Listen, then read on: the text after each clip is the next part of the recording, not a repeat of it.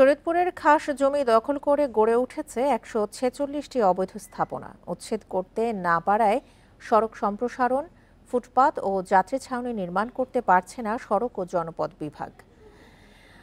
প্রধান সড়কের পাশে স্থাপনা থাকায় যানজটের পাশাপাশি ঘটছে ছোট বড় দুর্ঘটনাও। জেলা প্রশাসনের সহায়তায় অবৈধ স্থাপনা উচ্ছেদ হবে বলে জানিয়েছে সড়ক ও জনপথ বিভাগ।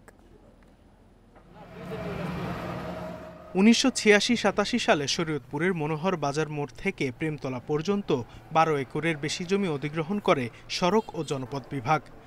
প্রায় ৬ কিলোমিটার দীর্ঘ সড়কের ধানুকা থেকে পালং উত্তর বাজার পর্যন্ত ১.৫ কিলোমিটার অংশে অবৈধভাবে নির্মাণ করা হয়েছে সরকারি, বেসরকারি ও ব্যক্তিগত স্থাপনা। ওই এলাকায় যাত্রী ছাউনি, ফুটপাত, পয়ঃনিষ্কাশন ব্যবস্থা, সৌন্দর্য বর্ধন ও সড়কবাতি বসানোর কথা থাকলেও জমি দখল হওয়ায় তা সম্ভব হয়নি।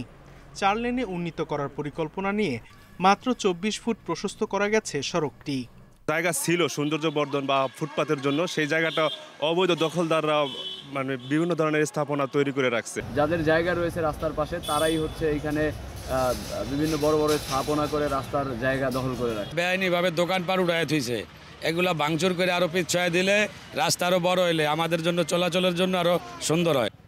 দখল করা জমিতে হাসপাতালের কোনো অংশ থাকলে সরকারের নির্দেশ অনুযায়ী ব্যবস্থা নেওয়ার কথা জানিয়েছে সিভিল সার্জন। মোট ১৪৬টি অবৈধ স্থাপনার তালিকা জেলা প্রশাসককে দেওয়া হয়েছে বলে জানিয়েছে সড়ক ও জনপথ বিভাগ।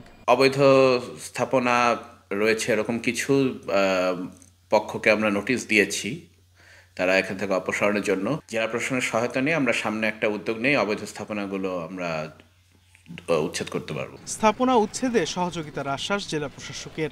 এই বিষয়টি নিয়ে সড়ক ও জনপথের এক্সএন মহোদয়ের সাথে আমার সাক্ষাতেই কথা হয়েছে। তো ওনাকে আমি আসলে প্রয়োজনীয় দিক নির্দেশনাও দিয়েছি, কী ধরনের সহযোগিতা ওনার প্রয়োজন সেটা আমাদেরকে জানাবেন এবং তার প্রেক্ষিতে আমরা আইনানুগ সর্বোচ্চ সহযোগিতা আমরা প্রদান করব। অবিলম্বে খাস জমি দখলমুক্ত করে উন্নয়ন কাজ শেষ করার দাবি শহরবাসীর। Independent news.